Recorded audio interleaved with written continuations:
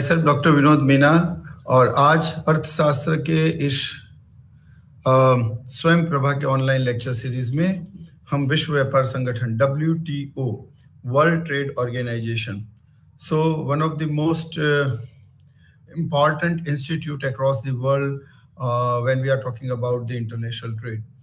તો આજની આપણી આ ચર્ચામાં આપ સૌનું એકવાર ફરી સ્વયં પ્રભા ઓનલાઈન લેક્ચર સિરીઝમાં હાર્દિક અભિવાદન છે. આંતરરાષ્ટ્રીય વેપારની એક મહત્વની સંસ્થા જેનું નામ વિશ્વ વ્યાપાર સંગઠન એટલે કે WTO છે, જેની ચર્ચા આજે આપણે કરવાના છીએ મિત્રો. વિશ્વ વ્યાપાર સંગઠન એટલે કે WTO એણે ભારતમાં ગેટનું સ્થાન મેળવ્યું. General agreement on trade and tariff આ સંસ્થા ભારતમાં માત્ર ભલામણના પોઈન્ટ ઓફ વ્યૂથી કામ કરતી હતી અને એટલા જ માટે એનું વિશ્વ વ્યાપાર સંગઠન અને તમામ પ્રકારની નીતિઓ ઉપર એટલી મજબૂત પકડ અને એટલો આર્થિક પ્રભાવ નહોતો. માટે જ આંતરરાષ્ટ્રીય સ્તર પર એક એવી સંસ્થાની જરૂર હતી કે જે આંતરરાષ્ટ્રીય વેપારની તમામ પ્રકારની નીતિઓનો અસરકારક વિશ્વ સ્તરે તમામ દેશોથી કરાવી શકે અને તેના વિકલ્પ રૂપે WTO વિશ્વ વેપાર સંગઠનનો જન્મ થયો. તો મિત્રો આજે આપણે વિશ્વ વેપાર સંગઠન એટલે કે WTO ની ચર્ચા કરીશું. આપણો સમગ્ર ચર્ચાનો જે વિષય છે WTO એ નીચેના ફોર્મેટમાં વિભાજિત છે: પ્રસ્તાવના, ઉદ્ભવ અને ઇતિહાસ, તેના ઉદ્દેશ્યો, તેનું માળખું, મિનિસ્ટરિયલ કોન્ફરન્સ અને સમીક્ષા. મિત્રો 1944માં 44 દેશો અમેરિકાના હેમ્પશાયરના બ્રેટન વુડ્સ ખાતે ભેગા મળ્યા અને એમણે 3 આંતરરાષ્ટ્રીય સંસ્થાઓની સ્થાપના કરી. એક IMF, બીજું IBRD અને ત્રીજું ઇન્ટરનેશનલ ટ્રેડ ઓર્ગેનાઇઝેશન. આ મહત્વપૂર્ણ સંસ્થાઓ હતી. આ સિવાયની પણ સંસ્થાઓની સ્થાપના થઈ. આંતરરાષ્ટ્રીય વેપાર સંગઠન ઇન્ક્લુડેડ ઇન્ડિયા ઇન 1947 જીનેવા એક શહેરનું નામ છે અને જેને જીનેવા પરિષદ પણ કહેવામાં આવે છે. 23 દેશોએ ગેટના આધિકારિક સંસ્થા ન હતી જે દરેક દેશને વેપારના કાયદાઓનું પાલન કરાવે. ગેટ માત્ર એક એગ્રીમેન્ટ ખરડો હતી, જે મેં વાત આપને કરી. મિત્રો થોડીક પૂર્વ ભૂમિકા આપણે સમજી લઈએ.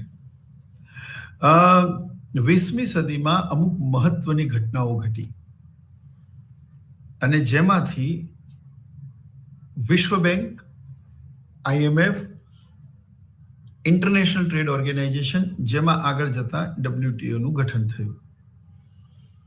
સૌથી પહેલા આપણે જોઈએ કે પ્રથમ વિશ્વયુદ્ધ જે 1914 થી 1919માં યુરોપની ધરતી પર ખેલાયું, જેમાં સમગ્ર વૈશ્વિક સ્તરે તેની આર્થિક અસરો જોવા મળી. હજી વિશ્વ પ્રથમ વિશ્વયુદ્ધની વિભીષિકામાંથી બહાર આવી શકે તે પહેલા 1929ની મહામંદી થઈ અને 1929ની આ મહામંદીએ સમગ્ર વિશ્વને પોતાની અસરોથી પ્રભાવિત કર્યા. ઉત્પાદન ઘટી ગયું, રોજગારી ઘટી ગઈ, આર્થિક વિકાસ ઘટી ગયો, માળખાકીય સુવિધાઓનું જે સ્તર છે ઓર નીચું ગયું, એમાં જે પ્રગતિ થવી જોઈએ ના થઈ. સમગ્ર વિશ્વમાં હતાશા અને નિરાશાનું વાતાવરણ સર્જાયું. કારણ કે કેઇન્સે કહ્યું તે પ્રમાણે જ્યારે પણ આંતરરાષ્ટ્રીય મંદીનો દોર આવે છે ત્યારે અસરકારક માંગમાં ઘટાડો થાય છે અને અસરકારક માંગ ઘટી જવાના કારણે ઉત્પાદન અને રોજગારી પણ ઘટે છે. રોજગારી ઘટતા આવક ઘટે છે. લોકોની આવકના સરવાળાને જ આપણે રાષ્ટ્રીય આવક કહીએ છીએ. રાષ્ટ્રીય આવક ઘટે તો વૈશ્વિક આર્થિક વિકાસનો દર વૈશ્વિક સ્તરે અને દરેક દેશનો પણ ઘટે છે. અને આમ આંતરરાષ્ટ્રીય સ્તરે મહામંદીના કારણે ઉત્પાદન અને રોજગારી અને આંતરરાષ્ટ્રીય વેપાર પર એની ખૂબ માઠી અસરો પરિણમી. હજી વિશ્વ આમાંથી સ્થિરતા પ્રાપ્ત કરે અને એમાંથી બહાર આવે, એવામાં 1931માં સુવર્ણ ધોરણનું પતન થયું. વિશ્વના અને યુરોપના બે અગ્રણી દેશો, એક યુરોપમાં એક ફ્રાન્સ અને એક ઇંગ્લેન્ડે ગોલ્ડ સ્ટેન્ડર્ડને માનવાથી ના પાડી દીધી અને પરિણામે આંતરરાષ્ટ્રીય સ્તર પર સુવર્ણ ધોરણની ના પડી જવાના કારણે, ભાંગી પડવાના કારણે આંતરરાષ્ટ્રીય સ્તર પર નાણાકીય કટોકટી સર્જાઈ મિત્રો. એટલે કે ઓલરેડી વિશ્વ મંદીના દોરથી ગુજરી રહેલું અને એવામાં પસાર થઈ રહેલું અને એવામાં આ જે આઈ મીન ટુ સે ઘટના ઘટી, એણે બળતામાં ઘી હોમવાનું કાર્ય કર્યું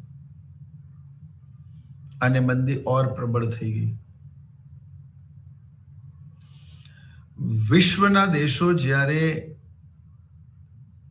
વૈશ્વિક મંદી, પ્રથમ વિશ્વયુદ્ધની વિભીષિકા અને સુવર્ણ ધોરણના પતનથી ઝઝુમી રહેલા, એવામાં હિટલરે સમગ્ર વિશ્વને દ્વિતીય વિશ્વયુદ્ધની વિભીષિકામાં ઝોંક્યું. આ ઘટના છે 1939 1944 અને એ પછી જ હમણાં જે સંસ્થાઓ આપણે ભણ્યા એનો જન્મ થાય છે મિત્રો. એટલે આ પૂર્વ ભૂમિકા સમજવી ખૂબ જરૂરી છે. હવે જ્યારે વિશ્વયુદ્ધ થયું ત્યારે જર્મની, ઇટલી, આ જાપાન એક તરફ અને સમગ્ર વિશ્વના દેશો બીજી તરફ, અને આ દ્વિતીય વિશ્વયુદ્ધ, એની અસરો સમગ્ર વિશ્વમાં વર્તાઈ.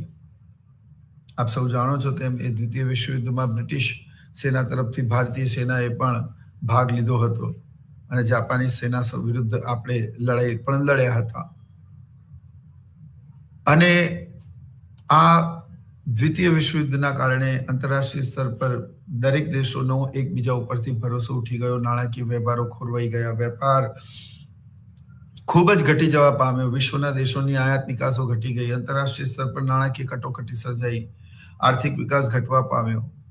એટલે આ તમામ પ્રકારની દુવિધાઓમાંથી બહાર નીકળવા માટે જ્યારે વિશ્વયુદ્ધ પૂરું થયું ત્યારે રશિયા અને અમેરિકાના વિશ્વયુદ્ધમાં આવવાથી આખા વિશ્વયુદ્ધનું જે પાસું છે એ ફેરવાઈ ગયું મિત્રો. અને પછી આંતરરાષ્ટ્રીય સ્તર પર કે દુનિયાના દેશોમાં હિરોશીમા અને નાગાસાકી જે જાપાનના બે મહત્વના શહેરો પર અણુ બોમ્બ નાખવામાં આવ્યા અને અંતમાં જાપાન શરણે આવ્યું અને ત્યારબાદ દ્વિતીય વિશ્વયુદ્ધનો સત્તાવાર રીતે એનું સમાપન ઘોષિત કરવામાં આવ્યું. ત્યારબાદ વિશ્વના દેશોને સમજાયું કે પ્રથમ વિશ્વયુદ્ધ, 1929ની મહામંદી, 1931નું સુવર્ણ ધોરણનું પતન અને દ્વિતીય વિશ્વયુદ્ધ, મેં તમને કહેલું કે 20મી સદીમાં ખૂબ જ મહત્વની આર્થિક ઘટનાઓ ઘટેલી. આના કારણે વિશ્વના દેશોના આંતરરાષ્ટ્રીય વેપાર, આર્થિક વ્યવહારો, લેણદેણની તુલા, એની ખાધમાં વધારો, નાણાકીય કટોકટી, આર્થિક વિકાસ પર માઠી અસરો વગેરે વર્તાઈ હતી. આ સમગ્ર પરિસ્થિતિમાંથી બહાર નીકળવા માટે હવે વિશ્વના દેશોને સમજાઈ ગયું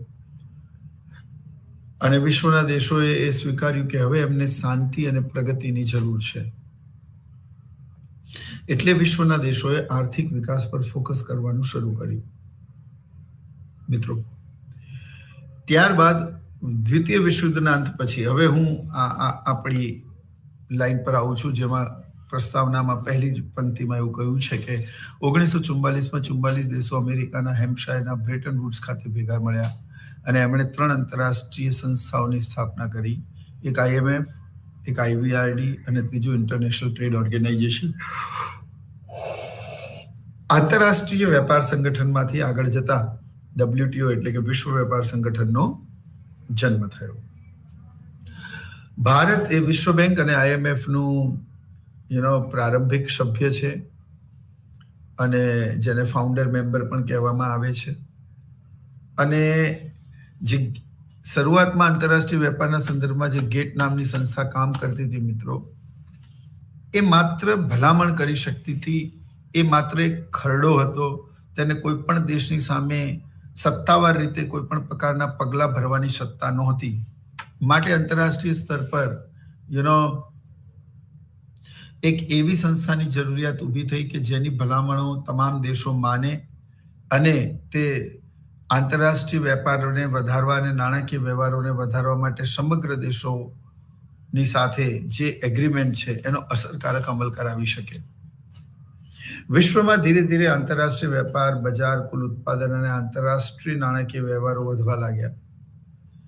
હવે IMF અને વર્લ્ડ બેંકની સ્થાપના પછી અને યુદ્ધોની વિભીષિકા પછી વિશ્વના દેશોને સમજાઈ ગયું કે આંતરરાષ્ટ્રીય સ્તર પર દરેક દેશે આર્થિક વિકાસ અને નાણાકીય વ્યવહારો વધારવા પડશે, તો જ દરેક દેશમાં ઉત્પાદન, રોજગારી અને આર્થિક વિકાસમાં વધારો થશે અને પરિણામે વિશ્વમાં ધીરે ધીરે 1944 પછી વેપાર, બજાર અને કુલ ઉત્પાદન, આંતરરાષ્ટ્રીય નાણાકીય વ્યવહારો વધવા લાગ્યા. સાથોસાથ આંતરરાષ્ટ્રીય વેપાર અને આંતરરાષ્ટ્રીય નાણાકીય વ્યવહારોમાં વધુ પારદર્શિતાની જરૂરિયાત વધતી ગઈ. એક એવી આંતરરાષ્ટ્રીય સંસ્થાની જરૂરિયાત વર્તાઈ જે ન કેવલ માત્ર આંતરરાષ્ટ્રીય વેપાર અને નાણાકીય વ્યવહારોમાં વધારો કરે, પરંતુ આંતરરાષ્ટ્રીય વેપાર અને નાણાકીય વ્યવહારોનું કડક અને ન્યાયિકતાના ધોરણે પાલન અને તેનો અમલ પણ કરાવે.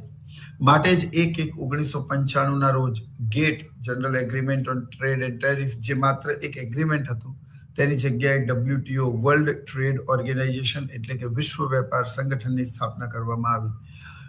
WTOની પ્રથમ મિનિસ્ટરિયલ કોન્ફરન્સ સ્વિટ્ઝરલેન્ડના જીનીવામાં ભરાઈ અને જીનીવા WTOનું હેડક્વાર્ટર્સ એટલે કે વડુ મથક પણ છે મિત્રો. એટલે ભારતમાં 1/1/1995 પહેલા ગેટની ભલામણો હતી. ગેટ એ માત્ર એક ખરડો હતી અને તે અગર જો કોઈ દેશ ગેટની તમામ પ્રકારની નીતિઓ અને તેની ભલામણોની જો કોઈ એનું ઓવરલેપિંગ કરે અથવા તો એને ન માને, તો તેની સામે એ માત્ર ફરિયાદ કરી શકતી હતી, પરંતુ કોઈ પગલાં ભરી શકે તેવી સત્તાવાર જે આધિકારિક રીતે, સત્તાવાર રીતે જે એને હક, જે રાઈટ મળવો જોઈએ, એવી સત્તા એની પાસે નહોતી. અને એટલા જ માટે વિશ્વ વેપારમાં અમુક ગેરરીતિઓ ચાલતી હતી. વિશ્વ વેપારમાં હજી પણ ઘણી બધી અડચણો હતી અને પરિણામે જ આંતરરાષ્ટ્રીય વેપારમાં વધારો કરવા માટે WTO, વર્લ્ડ ટ્રેડ ઓર્ગેનાઇઝેશનનું મિત્રો ગઠન કરવામાં આવ્યું. હવે આ વર્લ્ડ ટ્રેડ ઓર્ગેનાઇઝેશન જે છે એણે વિશ્વ બેંક અને IMF સાથે ટાઈઅપ કર્યું અને વિશ્વના તમામ દેશોને વિવિધ સમિતિઓની રચનામાં ભાગીદારીતા લાવી અને તેમને તમામ પ્રકારની સમિતિઓ અને ભલામણોની માહિતી આપ્યા બાદ તેનો કડક રીતે અમલ કરવા માટે દબાણ કર્યું. કારણ કે આની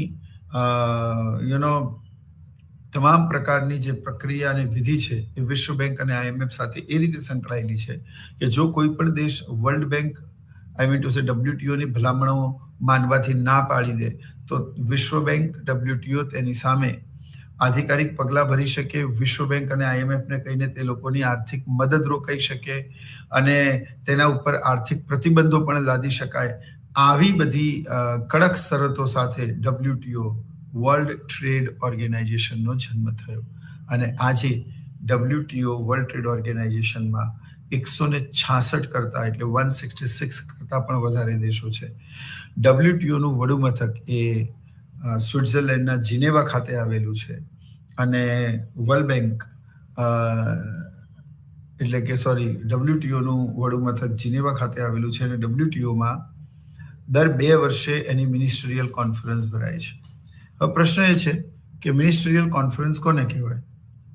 તો મિત્રો, મિનિસ્ટરિયલ કોન્ફરન્સનો મતલબ થાય, આપ જાણો છો તેમ આજે સમગ્ર વિશ્વ ખૂબ ઝડપથી બદલાઈ રહ્યું છે અને આ બદલાતા જતા વિશ્વમાં ટેકનોલોજી અને વિવિધ પ્રકારની પ્રણાલીઓમાં પણ પરિવર્તન આવી રહ્યા છે. એવામાં આંતરરાષ્ટ્રીય વેપારમાં પણ ઘણી બધી નવી વસ્તુઓ જોડાતી જઈ રહી છે. વેપાર કરવાની રીત અને વેપાર કરવાની તમામ પ્રકારની પ્રણાલીઓ પણ બદલાઈ રહી છે. સાથે સાથે કન્સર્ન આંતરરાષ્ટ્રીય સ્તર પર નૈસર્ગિક સંપદાના સંરક્ષણનો પણ છે અને સાથે સાથે આંતરરાષ્ટ્રીય વેપારમાં જે સાયબર ક્રાઇમ અને સાયબર ફ્રોડ સહિતની જે પેચીદા અને નવા પડકારો છે તેનો પણ સામનો કરવાનો છે. અને પરિણામે સમગ્ર વિશ્વમાં આ બદલાતા જતા આંતરરાષ્ટ્રીય વેપારના ડાયનામિક વર્લ્ડમાં દર 2 વર્ષે મિનિસ્ટરીયલ કોન્ફરન્સમાં એ ચર્ચા કરવામાં આવે છે કે આંતરરાષ્ટ્રીય સ્તર પર કુલ વેપાર કેટલો થયો, કયા દેશનો કેટલો ફાળો રહ્યો, કઈ વસ્તુનું કેટલું ઉત્પાદન થયું, કઈ નવી વસ્તુઓ બજારમાં આવી, કઈ નવી વસ્તુઓ બજારમાં આવી શકે છે, આંતરરાષ્ટ્રીય વેપારની પ્રણાલીમાં શું ફેરફાર કરી શકાય, કાર્બન ક્રેડિટ દુનિયાના દેશોને એનું પાલન કેવી રીતે કરાવી શકાય, આંતરરાષ્ટ્રીય સ્તર પર વધતા જતા પોલ્યુશનમાં ગ્રીન હાઉસ, ગ્લોબલ વોર્મિંગ અને ઓઝોન લેયરમાં વધતા જતા ડેપ્રિશિએશનની સમતુલા કેવી રીતે જાળવી શકાય, કન્ઝર્વેશન અને એન્વાયરમેન્ટના પ્રોટોકોલને કેવી રીતે સંરક્ષિત કરી શકાય અને વિશ્વના દેશોમાં વેપાર વધે તે માટેના પ્રયત્નોના સંદર્ભમાં આ કેટલું ફળદાયી થઈ શકે, આ બધી જ બાબતો પર ચર્ચા કરવા માટે દર 2 વર્ષે વિશ્વના કોઈ પણ મહત્વના દેશમાં એની મિનિસ્ટરીયલ કોન્ફરન્સ ભરાય છે, જેમાં આંતરરાષ્ટ્રીય વેપારને કેવી રીતે વધારી શકાય એના ઉપર ગહન ચર્ચા વિચારણા કરી અમુક ખરડાઓ પસાર કરવામાં આવે છે અને તેની એક કોપી વિશ્વના તમામ દેશોને મોકલવામાં આવે છે. મિત્રો, તો આ રીતે WTOની દર 2 વર્ષે મિનિસ્ટ્રીયલ કોન્ફરન્સ ભરાય છે, જેમાં આંતરરાષ્ટ્રીય વેપારમાં આવતા નવા ફેરફારો, નવી પ્રણાલીઓ અને સજેશન, ભલામણો, સૂચનો એના ઉપર અમલ કરવામાં આવે છે. જે કંઈ પણ ફેરફારો કરવામાં આવે છે તેની એક કોપી દુનિયાના તમામ સભ્ય દેશો જે WTOના સભ્યો છે તેમને વહેંચવામાં આવે છે. આંતરરાષ્ટ્રીય સ્તર પર તેનું કાર્યક્ષમ રીતે પાલન થાય છે કે નહીં તેના માટે પણ એક ઓબ્ઝર્વેશન ટીમ હોય છે અને એ ઓબ્ઝર્વેશન ટીમ એ શ્યોર કરે છે કે WTOની ભલામણોનું કાયદેસર રીતે અને સખ્તાઈથી પાલન થાય છે કે કેમ. આ એનો ઇતિહાસ હતો, એ આપણે સમજ્યા ને 1/1/1995 રોજ ભારતમાં ગેટના સ્થાને WTOનું ગઠન થયું અને ત્યારથી WTO સાથે ભારત આંતરરાષ્ટ્રીય સ્તર પર જોડાયેલું છે. વિશ્વ વેપાર સંગઠન WTOના ઉદ્દેશો કયા કયા છે આપણે જોઈએ. આંતરરાષ્ટ્રીય વેપારમાં વધારો કરી આંતરરાષ્ટ્રીય વેપારના તમામ અવરોધોને દૂર કરવા. હવે આંતરરાષ્ટ્રીય વેપારના અવરોધો કયા હોઈ શકે એ આપણે જાણીએ છીએ કે આંતરરાષ્ટ્રીય વેપારમાં 2 મહત્વના અવરોધો હોય, એક જકાત સ્વરૂપે, એક જકાત અને એક બિન જકાત. જકાત એટલે વિશ્વના બીજા દેશોમાંથી આવતી ચીજ વસ્તુ પર ઊંચા દરે ટેક્સ નાખવો અને ટેક્સ નાખી અને તે વસ્તુને એટલી બધી મોંઘી બનાવી કે તે સ્થાનિક બજારોમાં વેચાય નહીં અને વેચાય તો એને એટલું બધું બજાર મળે નહીં. આને જકાત સ્વરૂપની અડચણો કહેવાય. અને બિન જકાત અવરોધો એટલે કે તેનો વિશ્વના બીજા દેશો સાથે ભારતનો વેપાર હોય અને અમુક દેશ જેમ કે ચીન છે એના સાથે વેપાર ભારત ઘટાડવા માંગે અથવા તો એને પ્રતિબંધિત કરવા માંગે અથવા તો ચીનથી થતી આયાતોને ઓછા કરવા માટે ભારત આયાત જકાત નક્કી કરે, આયાત ક્વોટા નક્કી કરે. હવે આયાત જકાત અને આયાત ક્વોટા શું છે? તો મિત્રો, આયાત જકાત અને આયાત ક્વોટાનો મતલબ થાય કે આંતરરાષ્ટ્રીય સ્તર પર એક એવું ચોક્કસ વોલ્યુમ કોટા નક્કી કરવો કે એનાથી વધારે વસ્તુ સામેનો દેશ તમને સપ્લાય કરી શકે નહીં. આને આયાત કોટા કહેવામાં આવે. જેમ કે માનો કે ચીનથી BYD નામક એક ગાડી છે જે મેડ ઇન ચાઇના છે, એનું વેચાણ ખૂબ વધી રહ્યું છે અને એના કારણે ભારતના જે લોકલ બ્રાન્ડ છે જેમ કે મહિન્દ્રા છે, જેમ કે ટાટા છે, આને નુકસાન થઈ રહ્યું છે અને આ બંને ભારતના બહુ પ્રોમિસિંગ ઓટો ઇન્ડસ્ટ્રી છે. એટલે ભારત શું કરે, BYDની કાર ઉપર એટલા ઊંચા દરે ટેક્સ નાખે કે ભારતીય કારોની તુલનામાં આ કાર બહુ જ મોંઘી લાગે. એટલે ભારતના લોકો મહિન્દ્રા અને ટાટાની કાર ખરીદે અને જેના કારણે ભારતમાં ભારતનું જે દ્રવ્ય છે ભારતમાં જ રહે, ભારતમાં ઉત્પાદન અને રોજગારી વધે, અન્ય વિદેશી વસ્તુઓ સામે આ પ્રકારેની જે નીતિ હતી, એમ કે હવે એમાં ભારત એવું કહી દે કે એના ઉપર ટેક્સ નાખે BYD ની કાર ઉપર અને એને એટલી મોંઘી બનાવે કે એને કોઈ ખરીદે નહીં, તો આને જકાત સ્વરૂપનો અવરોધ કહેવાય. બિન જકાત અવરોધ એટલે જકાત નાખ્યા વગર કેવી રીતે તમે એને રોકી શકો? તો એક તો લાયસન્સ છે કે જે દેશો સાથે વેપારનો ભારત પાસેના વેપારનું લાયસન્સ હોય, ભારત એ દેશ સાથે જ વેપાર કરશે, અન્ય દેશ સાથે નહીં કરે. આ એક વાત થઈ. બીજી વાત એ છે કે કોટા નક્કી કરો. કોટા એટલે કે ભાઈ 1 એપ્રિલ 2024 થી 31 માર્ચ 2025 સુધી ભારતમાં આટલી જ BYD ની કાર આવી જોઈએ.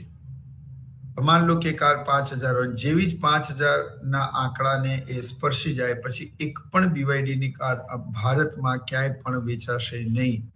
એટલે માની લો કે આ આંકડો 3-4 મહિનામાં પૂરો થઈ ગયો, 4 મહિનામાં પૂરો થઈ ગયો, તો બાકીના 8 મહિનામાં એવી તો એશ્યોરિટી રહે કે Indian car વેચાશે.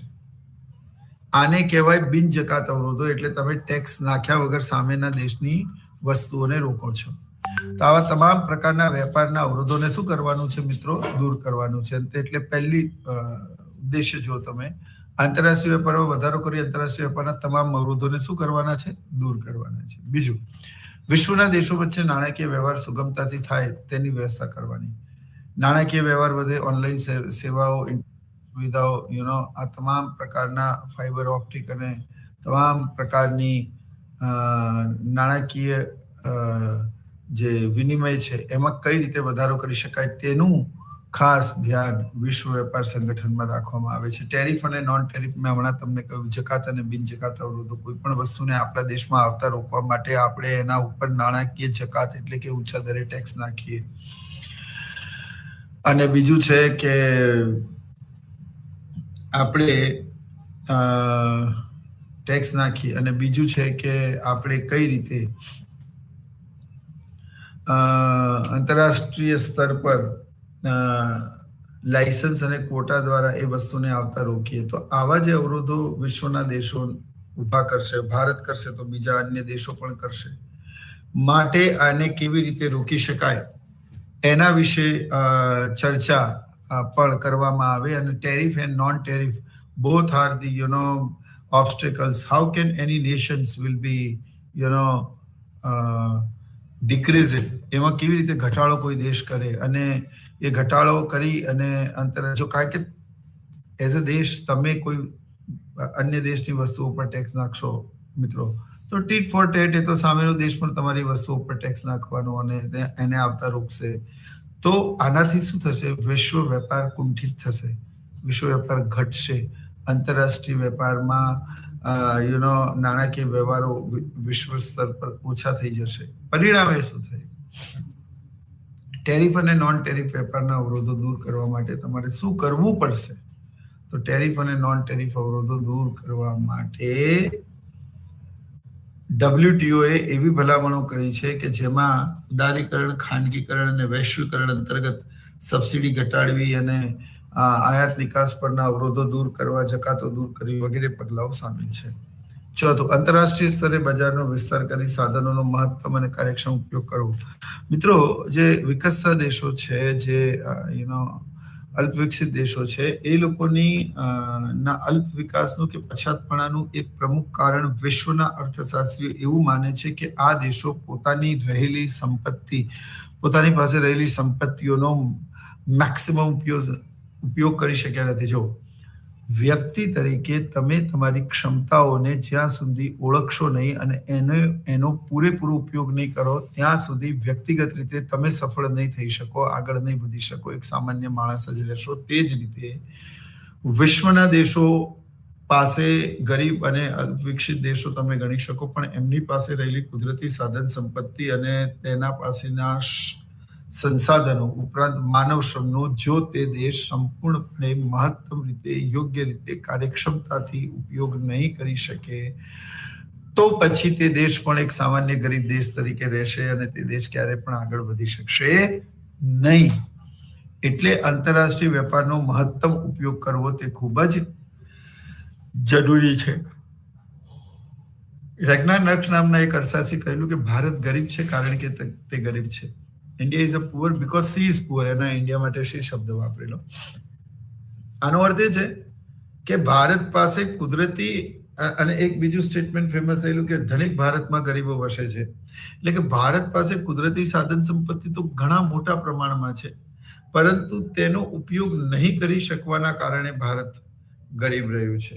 Doctor RM Sharma અમારા ઇકોનોમિક્સના ટીચર હતા ને તે ખૂબ સરસ એક સ્ટેટમેન્ટ કહેતા હતા કે ભારત એ સુવર્ણના સિંહાસન પર બેઠેલો ભિખારી છે. હવે અહીંયા સુવર્ણનું સિંહાસન શું છે? તો સુવર્ણનું સિંહાસન છે કુદરતી સાધન સંપત્તિ. ભારત વિશ્વમાં નદીઓના દેશ તરીકે ઓળખાય છે, પણ મોટાભાગની નદીઓનું પાણી એમને દરિયામાં વહી જાય છે. આપણે એમાંથી જળ વિદ્યુત સ્વરૂપે હાઇડ્રોલિક એનર્જી ઉત્પન્ન કરી શક્યા નથી. સિંચાઈ અને એના માટે પણ બહુ જ ઓછો ઉપયોગમાં લઈ શક્યા છીએ. એટલે કુદરતી સાધન સંપત્તિ હોવા છતાં પણ આપણે તેનો મહત્તમ ઉપયોગ ન કરી શકવાના કારણે ગરીબ રહ્યા છીએ. એટલે ભારત એ સ્વર્ણના સિંહાસન પર બેઠેલો ભિખારી છે. એટલે આટલું બધું હોવા છતાં પણ આપણે ગરીબ છીએ.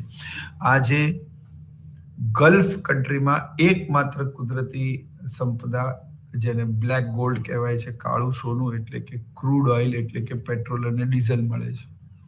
પણ આજે એ લોકોએ એ પેટ્રોલ અને ડીઝલના એક કાચા માલને એટલું કાર્યક્ષમ રીતે ઉપયોગમાં લીધું છે કે આજે યુરોપના ગલ્ફ મિડલ ઇસ્ટ કન્ટ્રીના મોટાભાગના દેશો જે ક્રૂડ ઓઇલના ઉત્પાદનથી જોડાયેલા છે તે લોકોની માથાદીઠ આવક ખૂબ વધારે છે. કુવૈત તો વિશ્વના સૌથી મોંઘા કરન્સીમાંનું કુવૈતનું કરન્સી છે, જેને દિનાર પણ કહેવામાં આવે છે. તો મિત્રો, કુદરતી સાધન સંપત્તિનો ઉપયોગ ન કરી શકવાના કારણે ગરીબ રહ્યા છે. તો WTOનો એક મહત્વનો હેતુ એ છે કે સાધનોની કાર્યક્ષમતા કેવી રીતે વધારી શકાય અને સાધનોનો કઈ રીતે મહત્તમ ઉપયોગ કરી શકાય. તો આના માટે પણ ઘણી બધી યોજનાઓ સરકાર તરફથી જાહેર કરવામાં આવી છે. પછી વસ્તુ ઉપરાંત સેવાઓના વેપારનું પણ નિયમન કરવું. એટલે WTO માત્ર વસ્તુઓના વેપારનું નિયંત્રણ અને નિયમન કરે છે એવું નથી, તે સેવાઓના વેપારનું પણ નિયંત્રણ અને નિયમન કરે છે. આનો અર્થ શું થયો? આનો અર્થ એ થયો કે આઈટીની સેવાઓ, ટ્રાન્સપોર્ટેશન, કમ્યુનિકેશન, બેન્કિંગ, ઇન્ટરનેટની સુવિધાઓ, આ તમામ પ્રકારની જે સેવાઓ છે, શિક્ષણ, સ્વાસ્થ્ય, ઇન્સ્યોરન્સ, એટલે WTO માત્ર ભૌતિક વસ્તુઓનું જ આંતરરાષ્ટ્રીય વેપારનું નિયમન કરે છે એવું નથી. તે અભૌતિક વસ્તુઓ જેને આપણે સેવાઓ તરીકે ઓળખીએ છીએ, જેમ કે આ બેન્કિંગ છે, મેં કહ્યું તેમ ઇન્ટરનેટ છે, વીજળી છે, શિક્ષણ છે, સ્વાસ્થ્ય છે, એની સેવાઓનું પણ એ ખૂબ જ અસરકારક રીતે તેનું અનુપાલન વૈશ્વિક સ્તરે કરાવે છે. અને સેવાઓના વેપાર સાથે પણ WTO જોડાયેલું છે. આજે વિશ્વના લગભગ 166 દેશો કરતા વધારે દેશો વિશ્વ બેંકના સમર્થક છે. તો વિશ્વના દેશો વચ્ચે આંતરરાષ્ટ્રીય સ્તરે સ્પર્ધા વધારી અને તેના લાભો ગ્રાહકને મળે તેવા પ્રયત્નો કરવા. જો મિત્રો, જ્યારે પણ આંતરરાષ્ટ્રીય સ્તર પર સ્પર્ધા વધશે ને, તો જેમ સ્પર્ધા વધશે મિત્રો, તેમ શું થશે? સારી ગુણવત્તાની વસ્તુઓ નીચી કિંમતે ગ્રાહકોને પ્રાપ્ત થશે. કારણ કે સ્પર્ધા વધશે તો ઘણા બધા દેશો તમારા દેશોમાં આવશે અને તમારું ભારતનું બજાર બહુ મોટું બજાર છે, એને કેપ્ચર કરવા માટે એ લોકો સારી ગુણવત્તાની વસ્તુઓ નીચી કિંમતે તમને ઓફર કરશે. પરિણામે દેશની અંદર ઉત્પાદન, રોજગારીમાં શું થશે? વધારો થશે. ઓકે, ત્યારબાદ વિશ્વના દેશોના વેપારના ઝઘડાઓનું નિરાકરણ કરવું. એટલે વિશ્વના દેશોના ઝઘડાઓનું નિરાકરણ કરવાનો અર્થ એવો થાય કે વૈશ્વિક સ્તરે વિશ્વના દેશોના જે આર્થિક ઝઘડાઓ છે, એ લોકોની જે કંઈ પણ તકરારો છે, એને ડીએસબી ડિસ્પ્યુટ સેટલમેન્ટ બોડી. ડીએસબી એટલે ડિસ્પ્યુટ સેટલમેન્ટ બોડી, એટલે કે એમાં વિશ્વના તમામ દેશો ની સરકારો સામેલ હોય છે. અને ત્યારબાદ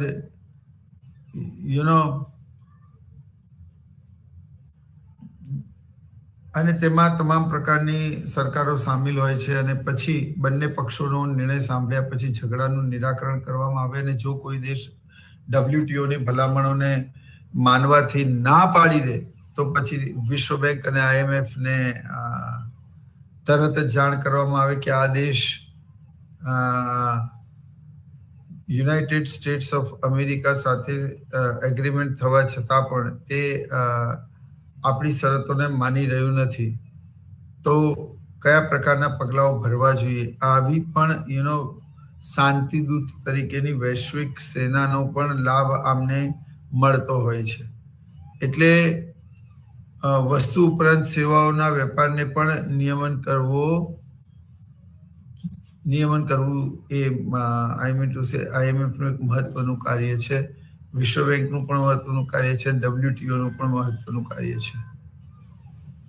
આંતરરાષ્ટ્રીય વેપારના મહત્તમ લાભો વિકસતા અને ગરીબ દેશોને મળે તેવા પ્રયાસો કરવા. ઘણા બધા ગરીબ દેશો આની સાથે એટલા માટે પણ નથી જોડાઈ રહ્યા કારણ કે એ લોકોને અંદર ખાતે તેવો ભય છે કે WTO જેવી ધનિક દેશોની સંસ્થાની સાથે જોડાતાની સાથે ગરીબ દેશોનું તો અસ્તિત્વ જ ખતમ થઈ જશે. આ બધા દેશો અમને ગુલામ બનાવી લેશે અને આર્થિક રીતે ભારતે જે કંઈ પણ ગુલામી વહોરી છે એવી ગુલામી અમે પણ વહોરીશું. તો મિત્રો, આ બધા દેશોને કોન્ફિડન્સમાં લાવવા ખૂબ જરૂરી છે. અને કોન્ફિડન્સમાં લાવવા માટે આ બધા દેશોને, ગરીબ દેશો અને વિકસતા દેશોની વધારે મદદ કરવી, લેણદેણની તુલનામાં ખાદ્ય નિવારવા માટે બીજા દેશો કરતાં તેમને વધારે આર્થિક નાણાં ચૂકવવામાં આવે જેથી એ લોકોના દેશ તેના ઇન્ફ્રાસ્ટ્રક્ચર માળખાગત સુવિધાઓનો વિકાસ થાય.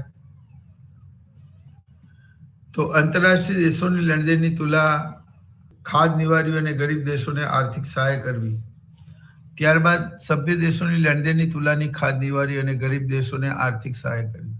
મિત્રો, લેણદેણની તુલાની ખાદ્ય નિવારીનો મતલબ શું? તો વિશ્વમાં જ્યારે આપણે વિશ્વ વેપાર સંગઠનની વાત કરતા હોઈએ ત્યારે તેમાં બે પ્રકારના સંગઠનો આવે છે. એક WTO ગેટ, જેના સ્થાને આપણે WTOનું ગઠન થયું, તમે જાણો જ છો તેમ.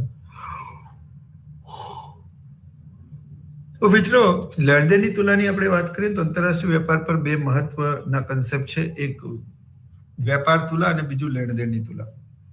વેપાર તુલા કોને કહેવાય? તો કે વેપાર તુલાનો અર્થ થાય કે કોઈ પણ એક દેશમાં ચોક્કસ સમયગાળા દરમિયાન કેટલી ભૌતિક ચીજ વસ્તુઓની આયાત અને કુલ કેટલી નિકાસ થઈ એનો સરવાળો, એનો ખ્યાલ, એને કહેવાય વેપાર તુલા. જેમાં ભૌતિક વસ્તુઓની જ માત્ર જાણ એનો ટ્રાયલ લેવામાં આવે છે. અને લેણદેણની તુલામાં ભૌતિક અને અભૌતિક આમ બંને પ્રકારના અલગ અલગ ખાતા હોય છે. બાકીની તમામ પ્રકારની પ્રોસિજર સેમ જ હોય છે. એટલે મિત્રો, કે વેપારની તુલા એ સંકુચિત ખ્યાલ છે, જ્યારે લેણદેણની તુલા એ બહુ બૃહદ અને વિસ્તૃત ખ્યાલ છે. વેપાર તુલામાં માત્ર 2 જ ખાનાઓ હોય છે, લેણદેણની તુલામાં 3 ખાનાઓ હોય છે. વેપાર તુલા એ સંકુચિત ખ્યાલ છે, પેલું બ્રોડ કન્સેપ્ટ છે. વેપાર તુલામાં માત્ર દ્રશ્ય વસ્તુઓની આયાત અને નિકાસ થાય છે, જ્યારે લેણદેણની તુલામાં દ્રશ્ય અને અદ્રશ્ય બંને સેવાઓનો સમાવેશ થાય છે. ઉપરાંત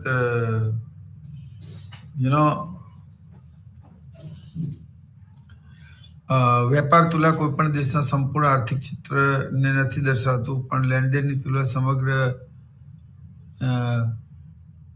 આર્થિક પરિસ્થિતિનો સંપૂર્ણ ખ્યાલ આપે છે. માટે જ લેણદેણની તુલા એ વેપાર તુલા કરતાં બહુ વધારે મહત્વનો કન્સેપ્ટ છે. એટલા જ માટે અમે એને સમજી રહ્યા છીએ. તો આ સભ્ય દેશોની લેણદેણની તુલાની ખાદ્ય નિવારી અને ગરીબ દેશોને આર્થિક મદદ કરી, સભ્ય દેશોના લોકોના જીવન ધોરણમાં સુધારો કરી, તેમના આંતરરાષ્ટ્રીય વેપારમાં વધારો કરવો અને સભ્ય દેશોમાં ઉત્પાદન, રોજગારી અને આંતરરાષ્ટ્રીય વેપાર, રાષ્ટ્રીય આવક અને IV વધે તેવા પ્રયત્નો કરવા. ત્યારબાદ મિત્રો આ જે WTO છે એની આખી એક બોડીને આપણે સમજીએ. બહુ ઇન્ટરેસ્ટિંગ ગ્રાફ છે આ.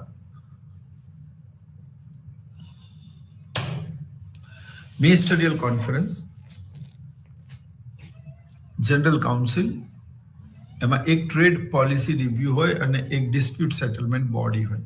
ટ્રેડ રિવ્યુ પોલિસી શું કામ કરે? તો કે ટ્રેડ રિવ્યુ પોલિસી આંતરરાષ્ટ્રીય વેપારની ગાઈડલાઈન તૈયાર કરે, એના માટેની નીતિઓ બનાવે, આંતરરાષ્ટ્રીય વેપારમાં આવતા પરિવર્તનોનો અભ્યાસ કરી અને કંઈક ગાઈડલાઈન અને ભલામણો બતાવે. અને બીજું છે dispute settlement body. Dispute settlement બોડીનો મતલબ શું થયો? ડિસ્પ્યુટ સેટલમેન્ટ બોડી એટલે આંતરરાષ્ટ્રીય વેપારથી જ્યારે કોઈ દેશ વચ્ચે કોઈ પણ પ્રકારનું ફ્રિક્શન થાય તો એ બંને દેશો કોર્ટમાં જઈ શકે અને કોર્ટમાં જે કોઈ પણ સભ્યોની સહમતિથી જે તે અધિકારી સંકળાયેલો છે, બરાબર, એ તમામ સંકળાયેલા સૈનિકોનો સમાવેશ આમાં થાય છે. તો મિત્રો ડિસ્પ્યુટ સેટલમેન્ટ બોડીમાં દરેક દેશોમાંથી બે સભ્યો જ્યુરીમાં હોય અને DSBનું સીધું જ ટાઈઅપ વિશ્વ બેંક અને IMF પાસે હોય, એટલે તે આર્થિક પ્રતિબંધો લાદવાથી લઈને આંતરરાષ્ટ્રીય મદદ પણ સભ્ય દેશોમાં રોકી શકે છે. એટલે trade policy review body TPRD એટલે કે ટ્રેડ પોલિસી રિવ્યુ બોડી અને DSB ડિસ્પ્યુટ સેટલમેન્ટ બોડી. હવે આગળ વધીએ તો એના પેટા પ્રકારોમાં ગ્રુપ ઓફ વર્કિંગ સેટલમેન્ટ, કયા પ્રકારના ગ્રુપ કામ કરે છે. બીજું council for trade in goods, okay. ત્યારે council for trade in services અને કાઉન્સિલ ઓફ TRPS ટ્રીપ્સ અને કાઉન્સિલ ફોર ટ્રીપ્સ. જ્યાં જ્યાં આ દર 2 વર્ષે મિનિસ્ટ્રીયલ કોન્ફરન્સ ભરાય છે તેની યાદી નીચે મુજબ છે. સૌથી પહેલા 1947માં જીનીવા ખાતે, 2003માં એની સાથે, પછી 1947માં જીનેવા અને ઓકે, પછી 1949માં એનાલિસી એટલે કે પહેલું જીનેવા ખાતે ભરાયું. હવે એમાં મિનિસ્ટ્રીયલ કોન્ફરન્સમાં મેં કહ્યું તેમ 2 વર્ષ દરમિયાન જે કંઈ પણ વેપારી પડકારો આવ્યા આંતરરાષ્ટ્રીય વેપારમાં અને કયા પરિબળોમાં સુધારાની જરૂર છે એને લગતી એક મિનિસ્ટ્રીયલ કોન્ફરન્સ આખી ટીમની ભરાય છે અને એમાં જે કંઈ પણ ભલામણો કરવામાં આવે છે એનો ખરડો પસાર દેશને તેની કોપી સોંપવામાં આવે છે. ત્યારબાદ 1951માં, 56માં, 66-61માં, 64-67માં, 73-79માં, 86-94માં, 2001-થી 2003માં, 2005-થી 2009માં, 2009-થી 2011, 2011-થી 2013, 15માં નેરોબી ખાતે, બહામાસ ખાતે, જીનેવા ખાતે મિનિસ્ટ્રીયલ કોન્ફરન્સ દર વર્ષે ભરાતી હોય છે. તેમાં મેં કહ્યું તેમ આગળ કેમનું કરવું છે અને કેટલો ટાઈમ લેવો છે એ તમામ પ્રકારની ચર્ચા આ નીતિ અને પોલિસી દ્વારા તમને ક્લિયર થઈ જશે. તો એમાં ખાસ કરીને તો આ જે બધી બોડી છે એમાં ડિસ્પ્યુટ સેટલમેન્ટ બોડીનો ખૂબ મહત્વનો ભાગ છે. કોઈ પણ 2 દેશો, જેમ કે ભારત સાથે કોઈ ચાઇનીઝ કંપનીએ કંઈક ફ્રોડ કર્યું, માનો કે તમારી સાથે કોઈક ભારતના અમદાવાદના કોઈ વેપારી સાથે સુરતનો કોઈ વેપારી અથવા તો ઉત્તર પ્રદેશનો કોઈ વેપારી તેની સાથે માનો કે ખોટો આર્થિક વ્યવહાર કરે, તો આપણે એ વ્યક્તિ સામે કાયદેસરના અને સીધા પગલાં ભરી જ શકીએ છીએ. પણ માની લો કે ચીનની કોઈ કંપની તમારી સાથે ફ્રોડ કરે, તો તમે એની ફરિયાદ લખાવવા ક્યાં જશો? તમે એવા શું પગલાં ભરશો જેથી તમારા નાણાંનું જોખમ વધે નહીં? તો અહીંયા એક જનરલ એગ્રીમેન્ટ કાઉન્સિલ બનાવવામાં આવી છે. હવે આ કાઉન્સિલની અંદર સૌથી હોશિયાર સભ્યોને લેવામાં આવે છે અને આ જનરલ કાઉન્સિલ એ સંપૂર્ણ બાબતોથી ખૂબ સારી રીતે માહિતગાર હોય છે. ઉપરાંત આ જનરલ કાઉન્સિલ દર 2 વર્ષે ભરાય છે અને આ વર્ષે મિનિસ્ટરીયલ કોન્ફરન્સ જ્યારે કોઈ પણ સભ્ય દેશ તૈયાર ના થાય તો પછી જીનેવા જેનું હેડક્વાર્ટર છે ત્યાં ભરવામાં આવે છે. હવે આ જનરલ કાઉન્સિલની કેટલી બોડી છે અને કેટલા તેના બીજા પેટા પ્રકારો છે. તો ગ્રુપ ઓફ વર્કિંગ કમિટી. તો ગ્રુપ ઓફ વર્કિંગ કમિટીનો મતલબ એવો થાય કે આંતરરાષ્ટ્રીય સ્તર પર જે કંઈ પણ રોજબરોજના કાર્યો થાય છે તેનો સંગ્રહ કરવો અને એને માટેની ચોક્કસ ભલામણો કરવી, જોગવાઈઓ કરવી. Council for trade in goods એટલે કે લેણદેણની તુલામાંથી અને વેપાર તુલામાંથી આમાં કઈ તુલા આવશે? તો કે વેપાર તુલા. માત્ર અહીંયા શેની વાત છે? માત્ર વસ્તુઓની જ વાત છે, સેવાઓની વાત નથી. પછી છે trade council for trade in service. તો જે રીતે ગુડ્સનું હતું એ રીતે સર્વિસ સેવા ક્ષેત્રનું છે. હું આપણે ભણાવું છું એ સેવા ક્ષેત્રમાં આવે, પણ મેં જે ગાડી લીધી એ આધુનિક ક્ષેત્રમાં આવે. એટલે અહીંયા માત્ર વસ્તુઓના વેપાર પર વધારે ધ્યાન દેવામાં આવે છે. ત્યારબાદ council for trade in services એ આપણે ભણી ગયા. પછી કાઉન્સિલ ફોર ટ્રીપ્સ અને ટ્રેડ.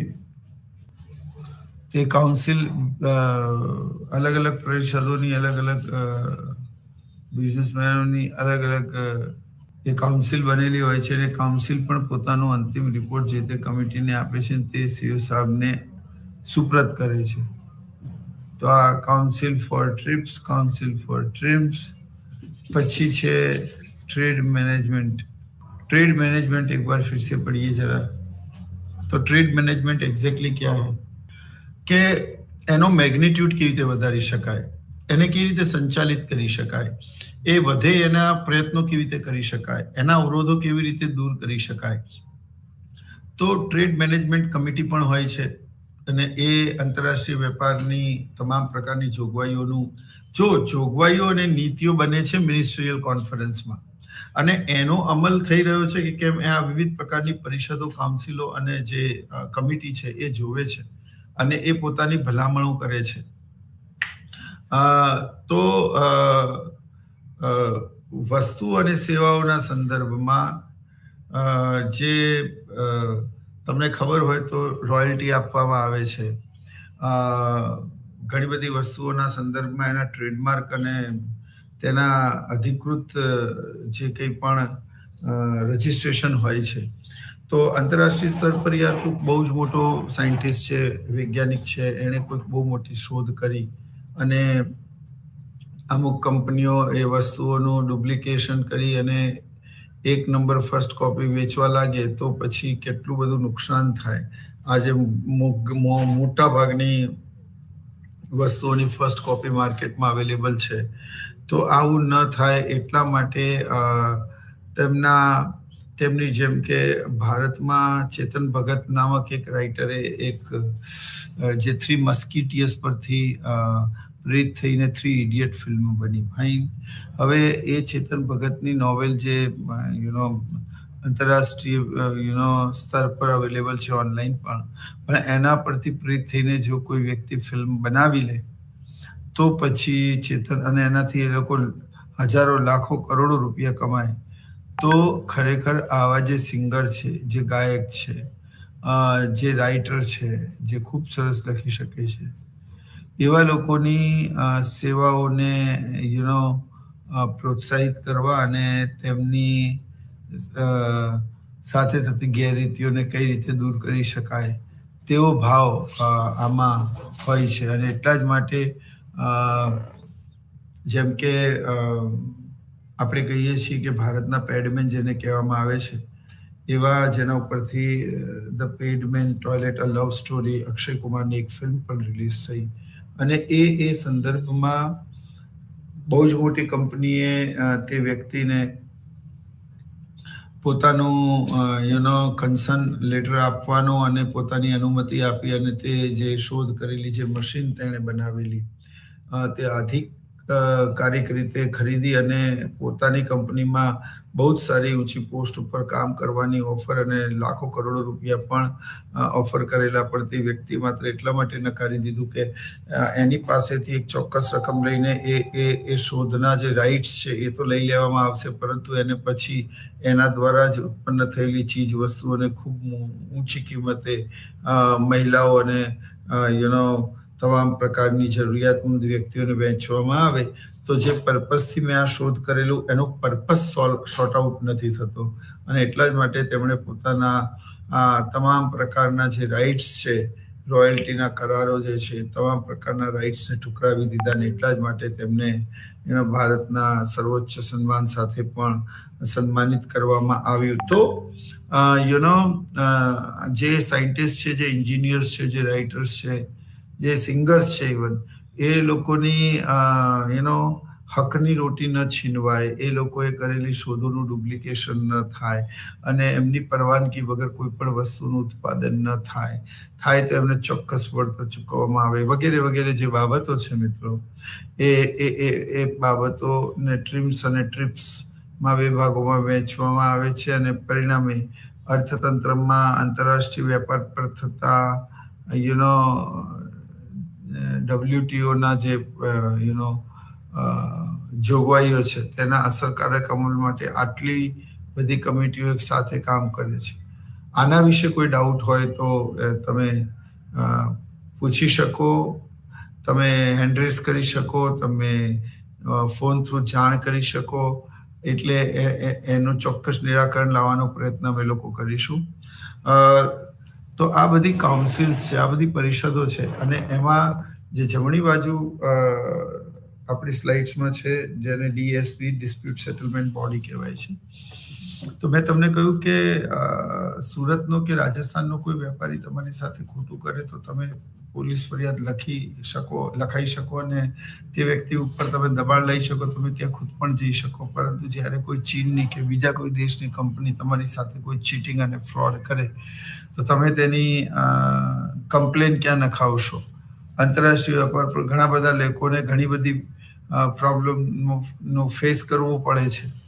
તો બંને દેશો પોતાની સંપૂર્ણ પ્રકારની દસ્તાવેજીકીય પ્રકરણને લઈને જજ સામે આવે છે અને પછી જજ આ પાંચેને સાંભળ્યા બાદ જે નિર્ણય આવે તે નિર્ણયને તમામ દેશો માટે બંધન કરતા હોય છે. સામાન્ય રીતે 60 અને 90 દિવસમાં સુનાવણી કરી અને નિર્ણય આપવામાં આવે છે. જેમાં બંને પક્ષોએ તો WTO એક એવી આંતરરાષ્ટ્રીય સંસ્થા છે. હવે ચીનની કોઈ કંપની તમારી સાથે ફ્રોડ કરે તો તમે WTOની ડિસ્પ્યુટ સેટલમેન્ટ બોડીમાં પોતાની કમ્પ્લેન નોંધાઈ શકો અને એની જે જ્યુરી હોય આંતરરાષ્ટ્રીય સ્તર પર તમામ દેશોએ વેલિડ કરેલી અને માન્યતા પ્રાપ્ત જ્યુરી હોય અને તેનો આદેશ માનવો દરેક દેશોના સભ્યો માટે કમ્પલસરી છે, ફરજિયાત છે. એટલે જો કામ કરવું હોય અને સર્ટિફિકેટ લેવું હોય તોની વાત છે. તો ડિસ્પ્યુટ સેટલમેન્ટ બોડી એ બંને પક્ષોને સાંભળીને આંતરરાષ્ટ્રીય સ્તર પર